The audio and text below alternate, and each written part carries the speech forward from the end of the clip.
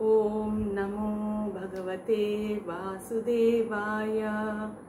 Om Namo Bhagavate Vasudevaya. Om Namo Bhagavate Vasudevaya. Hare Krishna. Today we would like to discuss on the first verse from the first canto and the first chapter of Srimad Bhagavatam. The chapter's name is Questioned by the Sages.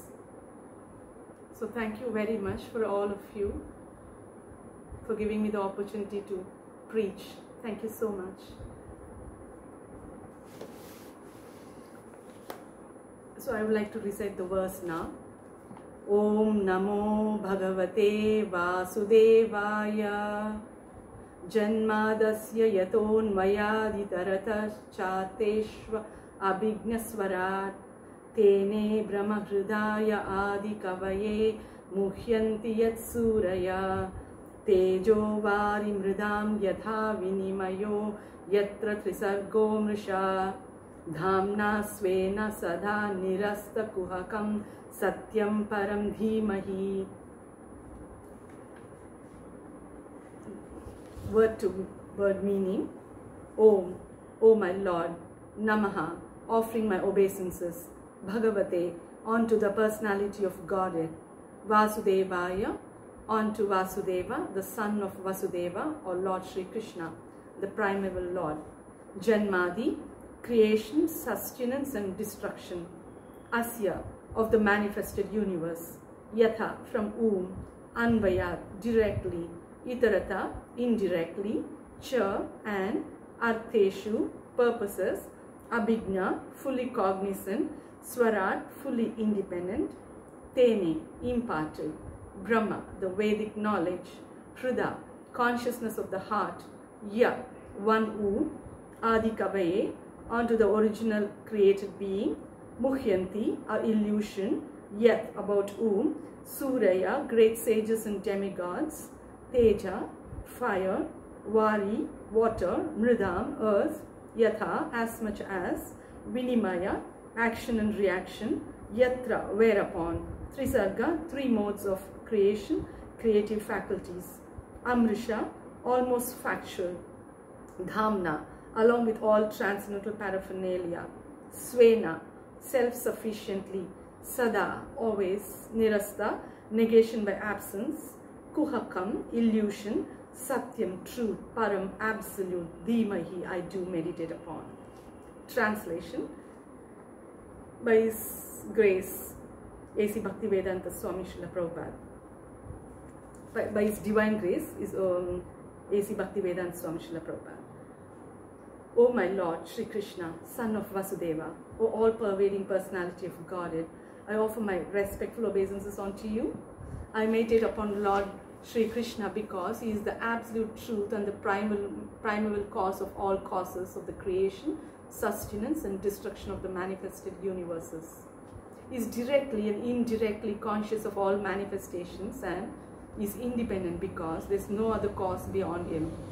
It is he only who first imparted the Vedic knowledge onto the heart of Brahmaji, the original living being. By him, even the great sages and demigods are placed into illusion as one is bewildered by the illusory representations of water seen in fire or land seen on water. Only because of him do the material universes, temporarily manifested by the reactions of the three modes of nature, appear factual, although they are unreal. I therefore meditate upon him, Lord Shri Krishna, who is eternally existent in the transcendental abode, which is forever free from the illusory representation of the material world. I meditate upon him, for he is the absolute truth. The purport of this verse is quite long, lengthy, so please forgive me for not reading it at this point in time, because I suppose most of you have this Bhagavatam with you, so you can just read it by yourself. Because of the time constraint, I would like to go with the discussion of this verse. Thank you so much. Now I would like to invoke the auspiciousness by the may the dark cloud of Lord Krishna Chaitanya, made golden with a flash of lightning, illuminate the sky of my mind. I worship the one absolute true Krishna, whose eternal bliss and supreme consciousness, personified as the eternal Bhagavatam, which is the complete form of Brahma Sutras or the Vedanta Sutras. I take shelter of the eternal form, name and qualities of Krishna, known from Bhagavatam, which I studied for a long time by the mercy of Guru. So actually in this verse, in the beginning of the work, the author, Sri Krishna Dvaipayana, the crown jewel among acharyas, he invokes auspiciousness with meditation on his cherished deity. The meaning of the sutra, Athatho Brahma Jignasa, is indicated from this meditation alone is the result of inquiry.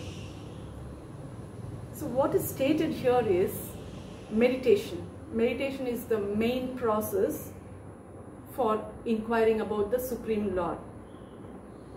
The Lord's supreme power is indicated in this verse with Janma Dasya Yatha. That is the Vedanta Sutra 1.1.2. It says, let's meditate on the Supreme Lord, from whom Yataha arises creation, maintenance and destruction. Janmadi of the universes.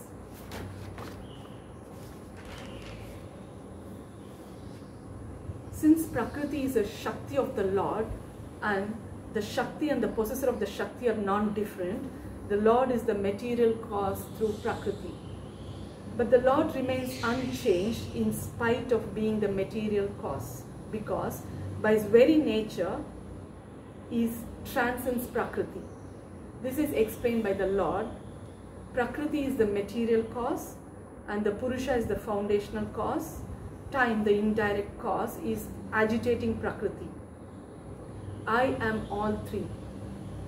This is quoted from the 11th canto, 24th chapter, 19th verse.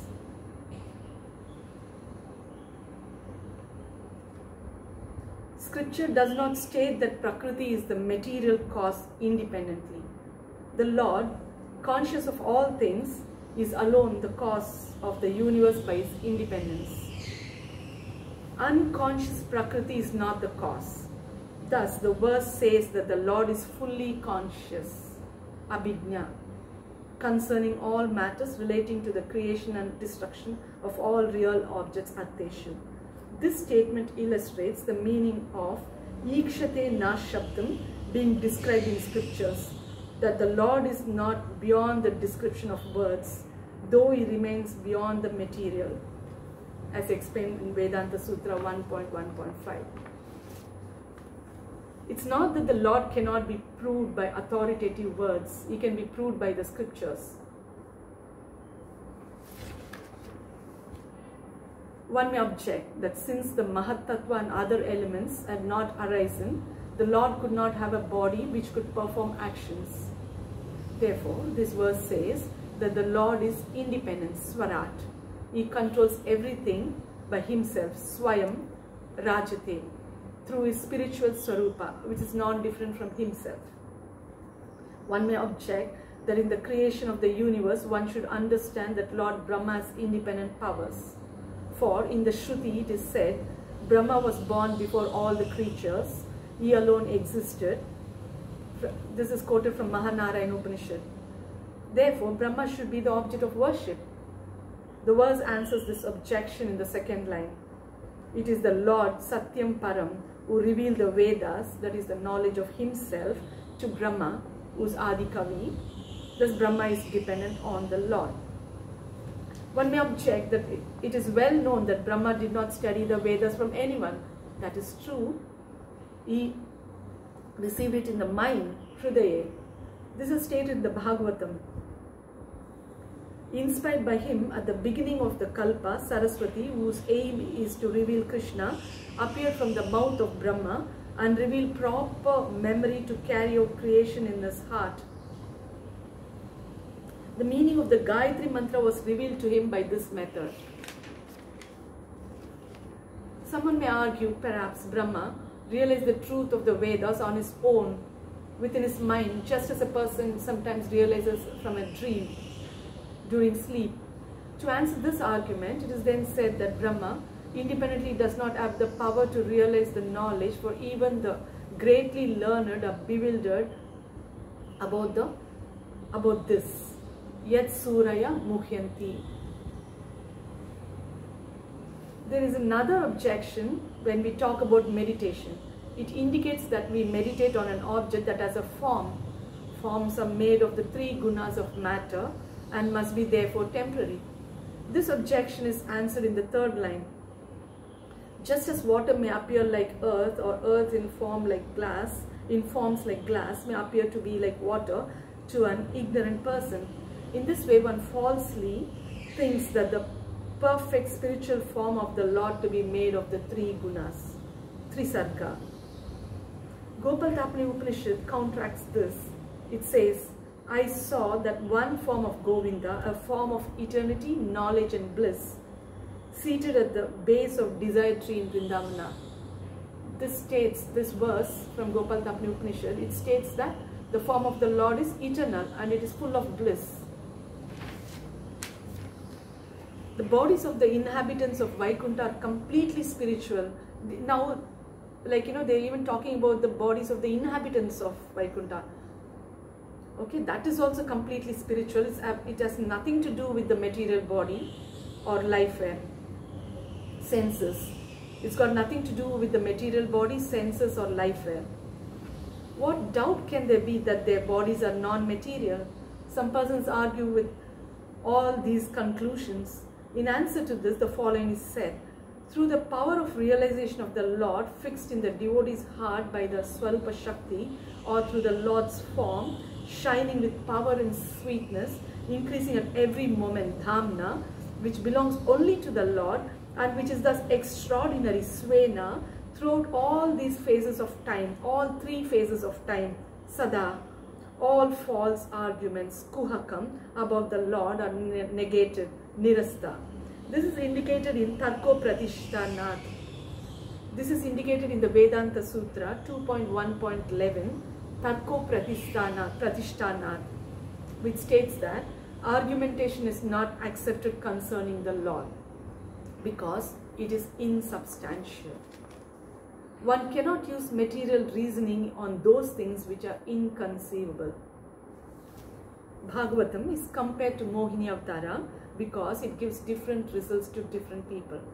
The first explanation of this verse of Bhagavatam shows its nature as a light, giving deliverance from misery through general understanding of the Lord, or Adhyatma. The second explanation shows it as the sun, more powerful, destroying misconceptions of the demons, bringing joy to the devotees. The third, fourth and the fifth explanation shows it is the bestower of the tasty fruit full of rasa, revealing Madhura Rasa, Radha and pure bhakti. The devotees, being the rightful recipients, are considered to be like the Devatas, since they receive the nectar in the form of relishing the rarest taste of these five meanings.